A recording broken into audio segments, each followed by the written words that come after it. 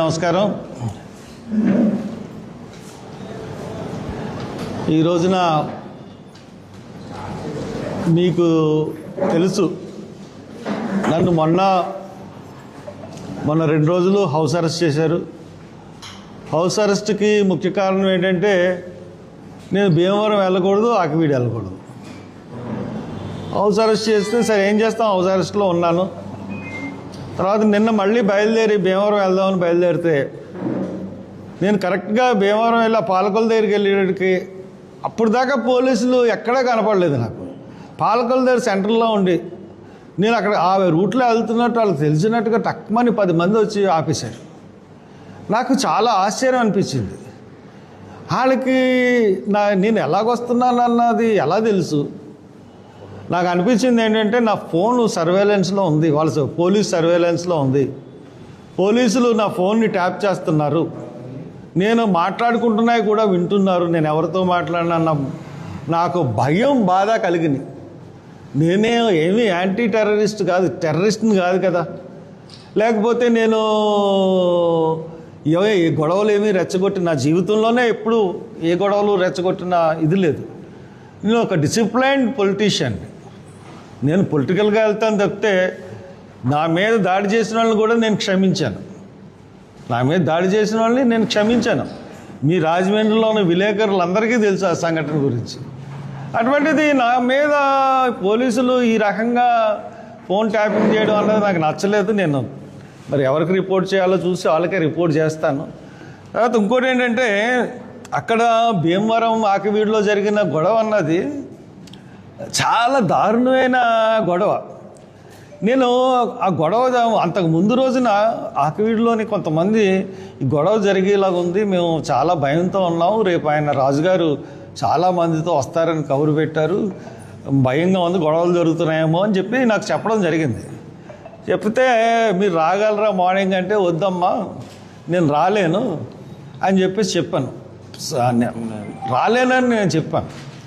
చెప్పిన తర్వాత నాకు తక్కిన వాళ్ళతో మాట్లాడడం ఇష్టం లేక నేను డైరెక్ట్గా ఎంఆర్ఓ గారితో మాట్లాడాను. నేను ఆ రోజున 11:30కి 11:30కి అయితే 30-40 కారులో వచ్చారండి. రఘురామకృష్ణరాజు గారు వచ్చారు, వెళ్ళిపోయారు. గొడవలు ఏమన్నా జరిగినాయా? గొడవలు ఏం జరగలేదండి, అంతా మామూలుగా అక్కడ దండేశారు, అంతా వెళ్ళిపోయారు, ఏమీ జరగలేదని చెప్పాడు ఎంఆర్ఓ. పోన్లే బాగా పీస్ఫుల్గా అయిపోయింది అనమాట నేను అనుకున్నాను. తర్వాత సాయంత్రం వెళ్ళేవాడు కల్లా రఘురామరాజు మీద దాడి చేశారు, అక్కడ ఉన్న వాళ్ళ మీద దాడి చేశారు, కొట్టారు, అడ్డుకున్నారు, ఇవన్నీ వచ్చేసినాయి కథనాలు. ఏంటి ఈ కథనాలు, దీనికి కారణం ఏంటని మళ్ళీ నేను అక్కడ ఉన్న వాళ్ళని అందరిని అడిగితే నేను వాటిని విన్న విషయాలను చూసి నిర్ఘాంతపోయాను. ఏంటంటే రఘురామకృష్ణరాజు గారు ఆయన వచ్చాడు, డిప్యూటీ స్పీకరు వచ్చాడు, దండేశాడు, వెళ్ళిపోయి అన్ని కార్లు వెళ్ళిపోయినాయి. లాస్ట్లో కొంతమంది అక్కడ వీడియో తీస్తూ ఉంటుంటే వీళ్ళు వీడియో తీయొద్దన్నారు. ఆ వీడియో తీయొద్దన్న దాని గురించి ఘర్షణ బిగినయ్యి 2-3 కొట్టుకున్నారు. అది మామూలుగా ఈ గొడవ కోణంలో చూస్తే పెద్ద గొడవ కూడా కాదు, తోసుకోవడం కొట్టుకోవడం. దాన్ని ఆసరాగా తీసుకుని హాస్పిటల్కి తీసుకెళ్ళి ఎలకి తగిలిని దెబ్బలు ఆళ్ళకి తగిలిని. అక్కడ ఇన్వాల్వ్ అయింది కూడా 2-3. అంటే ఎంత కసి ఉంది దళితపేట మీద, అవకాశం గురించి ఎదురు చూస్తున్నాడు రఘురామకృష్ణరాజు అనడానికి అది తార్కాణం.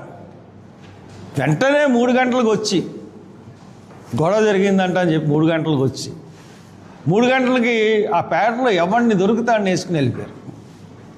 వేసుకెళ్ళిపోయి ఎవడెవడు యాక్టివ్గా తిరుగుతాడు అందరి పేర్లు రాసుకుని ఒక 57 మంది మీద ఎఫ్ఐఆర్ కట్టారు. ఎఫ్ఐఆర్కి ఏమని కట్టారు? Attempt to murder. మామూలుగా కేసులు పెడితే వాళ్ళు స్టేషన్ బెయిల్ ఇవ్వాలి, అందుగురించి స్టేషన్ బెయిల్ ఇవ్వకుండా ఉండడానికి అని చెప్పి 57 మంది ఎవరినన్నా 3 కొడితే ఆ 3 బతుకుతారండి? వాళ్ళు కొట్టిన ఇటువంటి అటెంప్ట్ టు మర్డర్ ఏంటి? ఒక మారణాయుధంతో దాడి చేస్తే అటెంప్ట్ టు మర్డర్, ఆ మారణాయుధంతో కొట్టబోయిన అటెంప్ట్ మర్డర్. అటువంటి మారణాయుధాలు ఉన్నాయి అక్కడ, అవి లేవు. పోనీ వాళ్ళకి తగిలిన దెబ్బలు ఎక్కడ తగిలి తగలరాని చోట్ల ఏమైనా తగిలినాయా? అది లేదు. అయినా కానీ 57 మంది పట్టారు. ఇప్పుడు వాళ్ళు చెప్తున్నది ఏంటంటే 57 కాకుండా ఒక 120 మంది మా పేటలో వాళ్ళు కనపట్టలేదండి, పోలీసులు పట్టుకెళ్ళిపోయారేమో తెలియదు. ఇవన్నీ తెలుసుకుందామని నేను వెళ్తున్నాను. ఎందుకంటే ఒక బయాస్డ్ ఇన్ఫర్మేషన్ అన్నది వచ్చింది తప్పితే ఫుల్ ఇన్ఫర్మేషన్ రావట్లేదు. అక్కడ ఏం జరిగింది, రఘురామకృష్ణరాజు మీద దాడి చేశారు అని చెప్తున్నారు. అసలు రఘురామకృష్ణరాజు మీద దాడే జరగలేదు, ఆయన మీద దాడి జరగలేదు, అసలు మెయిన్ వాళ్ళ మీద ఎక్కడా దాడి, అసలు గొడవే జరగలేదు. నేను ఛాలెంజ్ చేస్తున్నాను. ఇప్పుడు మీరు అంతమంది వెళ్ళారు, ఇన్ని కారులు వెళ్ళారు, ఇంతమంది ప్రెస్ ఉన్నారు, పోలీసులు 30-40 మంది ఉన్నారు, రఘురామకృష్ణరాజు మీద దాడి జరిగింది, లేకపోతే ఈ ముగ్గురిని మీద దారుణంగా కొట్టారు అన్న వీడియోలు తీసుంటారు కదా. ఒక్క వీడియో బయట పెట్టండి. నిజంగా ఎందువల్లంటే నేను చెప్తా ఉన్నాను, న్యాయస్థానంలో మనకి ఈ పోలీసులు ఏం చెప్తేనే అది. పోలీసులు ఎఫ్ఐఆర్ రాంగ్గా వేశారు, 57 మంది మీద అటెంప్ట్ మర్డర్ వేశారంటే వాళ్ళు కోర్టు వాళ్ళు అందరికీ అరెస్ట్ వారెంట్లు ఇచ్చేస్తారు. దీనివల్ల ఎన్ని కుటుంబాలు క్షోభపడుతున్నాయన్నది వాళ్ళకి అనవసరం.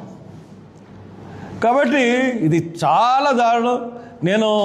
నన్ను పాలకొల దగ్గర ఆఫ్ చేశారు. నేను ఎస్పీకి కలెక్టర్కి పెట్టాను. వెంటనే నాకు పర్మిషన్ ఇమ్మని, ఇవాళ కానీ రేపు కానీ, లేకపోతే నేను మళ్ళీ హైకోర్టులో మూవ్ చేస్తాను. ఇది హైకోర్టులో మూవ్ చేసి నేను అక్కడికి వెళ్ళడానికి పర్మిషన్ నేను హైకోర్టుని అడుగుతాను. ఎందుకంటే నా ప్రాథమిక హక్కు.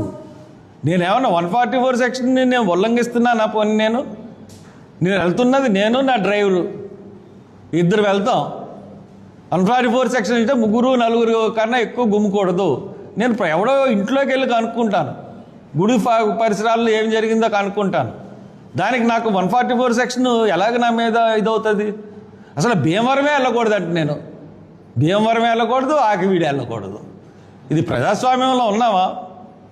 అంతకుముందు గరగపర గొడవల్లో నాకు 41 సార్లు హౌస్ అరెస్ట్ చేసింది చంద్రబాబు ప్రభుత్వం. అంటే మీరు వచ్చినప్పుడల్లా ఈ దళితుల్ని ఈ రకంగానే హింసిస్తారా? చంద్రబాబు నాయుడు గారు మీకు చెప్తా ఉన్నాను, మీ రఘురామకృష్ణరాజు వల్ల మీ కూటమి ప్రభుత్వానికి చాలా చెడ్డ పేరు వస్తుంది, చాలా చెడ్డ పేరు. సుమారు 6,000 మందిని ఆయన ఇల్లు లేకుండా చేశాడు, ఇల్లు పీకించేశాడు, వాళ్ళకి ఆల్టర్నేటివ్స్ చూపించలేదు. అలాగే సుమారు 12-13 చర్చిల్ని ఆయన ఖాళీ చేయించాడు. ఇక్కడ కలెక్టరు, ఎస్పీ వాళ్ళు చదువుకున్నారా? అసలు ఐఏఎస్ ఐపీఎస్ఎల్నా అనుమానం వస్తుంది.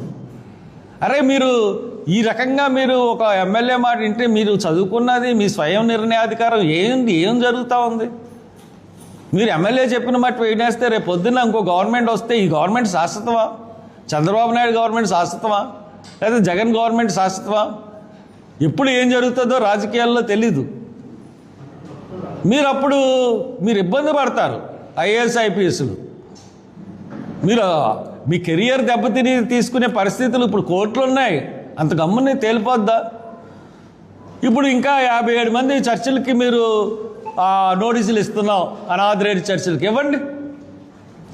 నేను చెప్తా ఉన్నాను, ఆకివీడు, భీమవరం పరిసర ప్రాంతాల వాళ్ళకి మీ మీద ఎవరి మీద చర్చి మీద నోటీసు కానీ గవర్నమెంట్ ఇస్తే నా దగ్గరికి రండి, నాకు ఫోన్ చేయండి. నా ఫోను అందరికీ తెలుసు, 9000922088 9000922088. నాకు వాట్సాప్ చేయండి. మీ నోటీసులన్నీ మీ తరపున నేను పోరాటం చేస్తాను. మొన్న కూలగొట్టిన ఇళ్ళు అన్నీ కూడా లిస్టు తీయండి, దాని మీద కూడా నేను హైకోర్టులో పోరాటం చేస్తాను. ఈ కలెక్టరు అలాగే ఎస్పీ ఏ రకంగా సపోర్ట్ చేస్తున్నారు, ఒక ఎమ్మెల్యేకి కళ్ళు మూసుకుపోయి సపోర్ట్ ఎలా చేస్తున్నారు అన్నది కూడా నేను కోర్టు ముందు బయట పెడతాను. అలాగే డిపిటిఓకి కూడా నేను వీళ్ళ అధికార దుర్వినియోగం గురించి కూడా నేను మాట్లాడతాను, డిపిటిఓకి కూడా నేను రాస్తాను. కాబట్టి ఇవన్నీ కూడా మంచి పద్ధతులు కాదు మీరు చేసి. కాబట్టి అక్కడ దాన్ని ఇమీడియట్గా నాకు పర్మిషన్ ఇవ్వండి, నేను వెళ్ళే చేస్తాను. మొన్న కుందాలపల్లిలో జరిగింది గొడవ. కుందాలపల్లిలో జరిగినప్పుడు ఒక శవాన్ని తీసుకెళ్తున్నారు, అడ్డుకున్నారు, శవాన్ని కింద పడేశారు. ఆ పెట్టిని శవపేటికి 4-5 సార్లు కింద పడేశారు. అంతకుముందు శవాన్ని కూడా పొలాల్లోంచి బురదలోంచి తీసుకుని వెళ్ళారు. రోడ్డు మీద వెళ్ళడానికి వీలు లేదా అని చెప్పి నేను గట్టిగా అడిగినప్పుడు మనకు వచ్చిన మొత్తం మీద పోలీసులు కేసులు పెట్టారు. నేను ఇమీడియట్గా పందిరి తీయించమని అడిగాను. పందిరి కూడా తీయించిన తర్వాత నిజంగా అక్కడ దారుణమైన పరిస్థితి ఏంటంటే ఆ ఊర్లో ఉన్న గ్రామస్తులందరికీ వాటర్ ఫెసిలిటీ ఉంది. ఒక్క దళితపేటలో 4 కుళాయిలు ఉన్నాయి.